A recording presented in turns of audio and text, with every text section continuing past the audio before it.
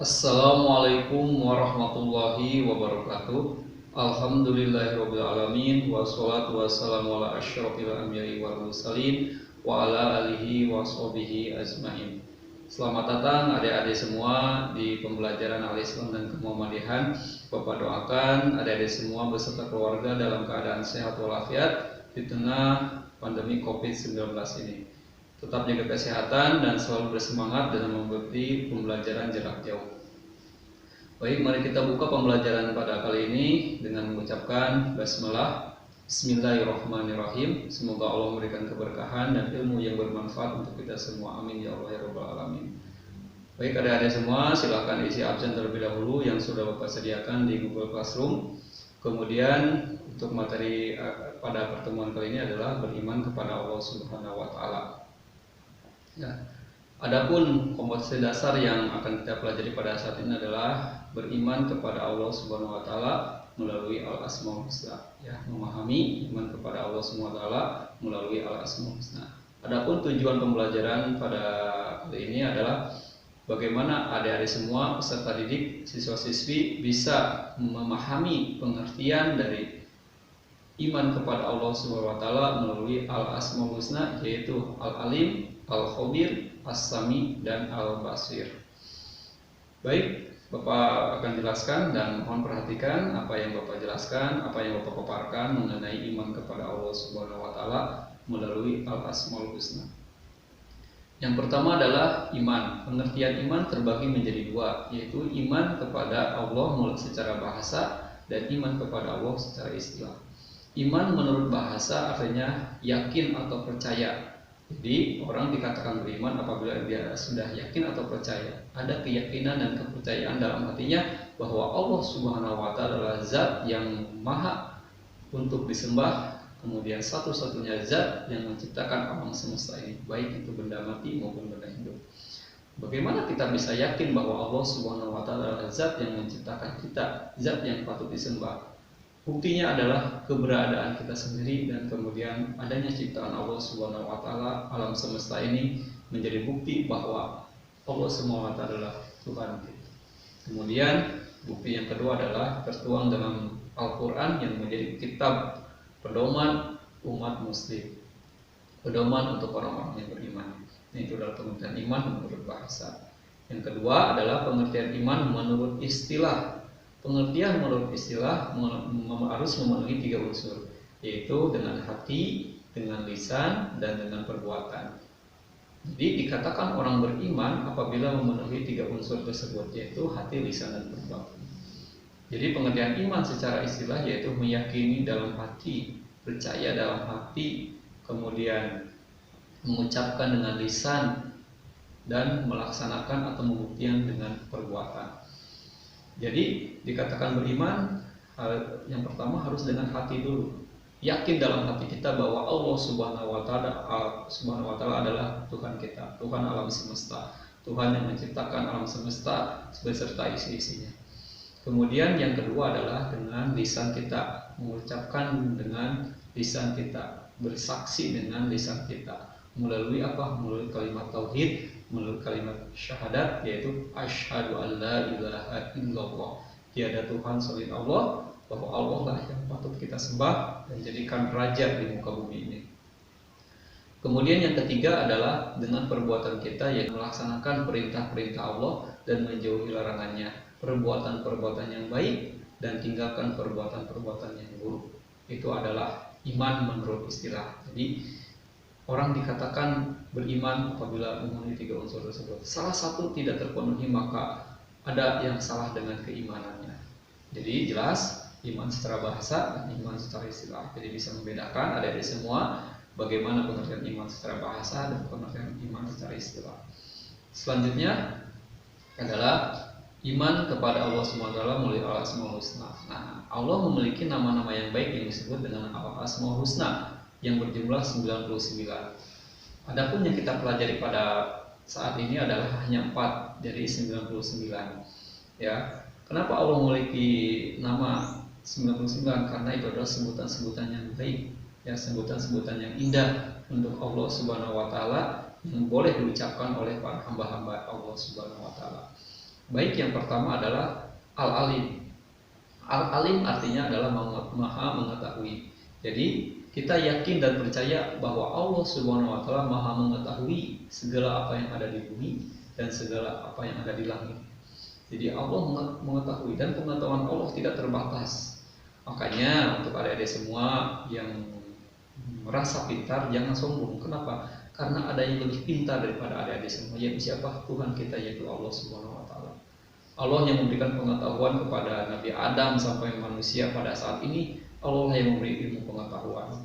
Maka sebagai tafakur kita bahwa apa yang kita dapatkan pada saat ini, ilmu yang kita dapatkan saat ini adalah semata-mata adalah pemberian dari Allah Subhanahu wa taala. Maka jauhlah sifat sombong, karena dengan sifat sombong berarti kita bertentangan dengan iman kepada Allah Subhanahu wa taala, yaitu dengan sifat Allah yaitu Al-Alim.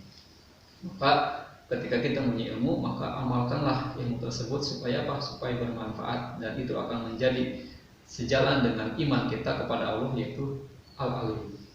Yang kedua dari makna iman yaitu melalui Al-Asmaul Husna yaitu Al-Khabir. Apa itu Al-Khabir? Al-Khabir artinya adalah maha teliti. Allah maha teliti dalam melakukan sesuatu, dalam berbuat sesuatu, ya. Jadi Allah SWT maha teliti. Ketika menciptakan manusia saja Allah sudah sangat teliti, mulai dari bagian dalam organ manusia bahkan bagian luar manusia. Allah sangat teliti, Allah sangat detail dari ujung rambut sampai ujung kaki. Dan pada saat ini belum ada satupun makhluk Allah yang bisa menyaingi Allah SWT dalam menciptakan sesuatu. Itu menjadi pembuktian bahwa Allah menciptakan makhluknya dengan sangat teliti. Maka kita tidak boleh menghina apa yang menjadi ciptaan Allah. Contohnya, kita tidak boleh meledek atau menghina teman-teman kita yang mungkin secara fisik kekurangan, karena menurut Allah itu adalah yang sempurna untuknya. Allah menciptakan perbedaan ciptaan-ciptaan supaya apa? Supaya untuk saling mengenal, untuk bertafakur tentang ciptaan-ciptaan Allah, bahwa Allah maha teliti dalam menciptakan sesuatu apapun. Jadi kalau kita bisa menghargai apa yang menjadi ciptaan Allah, bisa menerapkan dalam kehidupan kita dalam berbuat, itu harus teliti, harus waspada, bahwa kita selalu diawasi oleh Allah SWT. Itu mencerminkan bahwa kita yang beriman kepada Allah melalui Al-Asmaul Husna itu Al-Khabir, dan kita wajib untuk teliti dalam melakukan apapun, karena Allah saja teliti ketika melakukan atau menciptakan sesuatu apapun. Selanjutnya yang ketiga adalah beriman kepada Allah Subhanahu wa taala melalui Al-Asmaul Husna yaitu As-Sami. As-Sami, apa itu As-Sami? As-Sami itu adalah maha mendengar. Bahwasanya Allah Subhanahu wa taala mendengar segala sesuatu apapun, segala suara apapun, termasuk suara hati kita, ya. Makanya dalam beribadah yang pertama adalah niat. Niat itu ada di dalam hati. Siapa yang bisa mendengar suara dalam hati? Yaitu Allah Subhanahu wa taala. Jadi apapun yang kita ucapkan dalam hati Allah mendengar. Bahkan suara angin saja Allah mendengar. Suara daun yang jatuh saja Allah mendengar. Suara-suara hewan yang kita tidak tahu apa itu artinya Allah tahu, dan Allah mendengar apa yang makhluknya katakan, baik secara jelas melalui lisan ataupun melalui hati. Ya Allah Maha mendengar. Nah, makanya kita harus beriman kepada Allah Subhanahu wa taala bahwa apa yang kita ucapkan baik dalam hati maupun secara lisan, ada yang selalu mewaspadai kita, ada yang selalu mendengar kita. Siapa? Allah Subhanahu wa taala. Maka ucapkanlah hal-hal yang baik, baik itu dengan lisan kita maupun dengan hati kita. Karena apa? Karena kita selalu dijaga, diawasi oleh Allah Subhanahu wa taala dengan apa yang kita ucapkan, karena Allah Maha mendengar. Kemudian yang keempat, beriman kepada Allah Subhanahu wa taala melalui Al-Asmaul Husna yaitu dengan sifat Allah yaitu Al-Basir. Al-Basir artinya Allah Maha melihat. Ya, Allah Maha melihat segala sesuatu apapun, baik yang terlihat secara nyata oleh manusia maupun yang tidak terlihat oleh manusia secara nyata, baik yang terang-terangan maupun yang sembunyi-sembunyi. Allah Maha melihat. Sekalipun kita bersembunyi di bawah batu pun Allah Maha melihat. Sekalipun kita bersembunyi di tempat yang gelap, Allah Maha melihat. Karena penglihatan Allah berbeda. Cara melihat Allah dengan cara melihat manusia itu sangat berbeda. Makanya Selalu takut kepada Allah ketika berbuat sesuatu. Contohnya, gak ada siapa-siapa, saya melakukan ini dan itu, kok tidak ada yang lihat.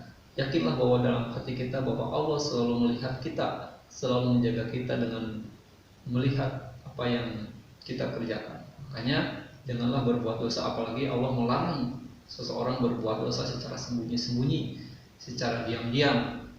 Dia merasa tidak ada yang mewaspadai, padahal Allah selalu mewaspadai dia. Bahwa Allah selalu melihat makhluk-makhluknya, sekalipun dalam keadaan gelap, sekalipun dalam keadaan sembunyi-sembunyi, Allah Maha melihat. Nah, itulah pengertian iman kepada Allah Subhanahu wa taala melalui Al-Asmaul Husna, dan semoga adik-adik bisa memahami pengertian iman kepada Allah khususnya melalui Al-Asmaul Husna, yaitu Al-Alim, Al-Khabir, As-Sami, Al-Basir.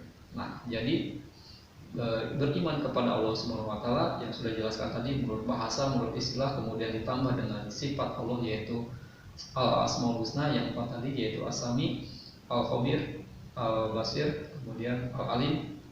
Dan diharapkan adik-adik semua bisa memahami pengertian iman kepada Allah Subhanahu wa taala. Itulah pertemuan kita pada saat ini tentang pengertian iman kepada Allah Subhanahu wa taala melalui Al-Asmaul Husna. Nah, untuk pertemuan berikutnya, bagaimana kita mendapatkan hikmah dari iman kepada Allah Subhanahu wa taala melalui Al-Asmaul Husna, dan bagaimana cara menerapkan dalam kehidupan kita sehari-hari melalui iman kepada Allah dengan Al-Asmaul Husna tadi. Ya, selamat berjumpa kembali di pertemuan yang akan datang. Tetap jaga kesehatan dan selalu bersemangat dalam pembelajaran jarak jauh. Terima kasih. Wassalamualaikum warahmatullahi wabarakatuh.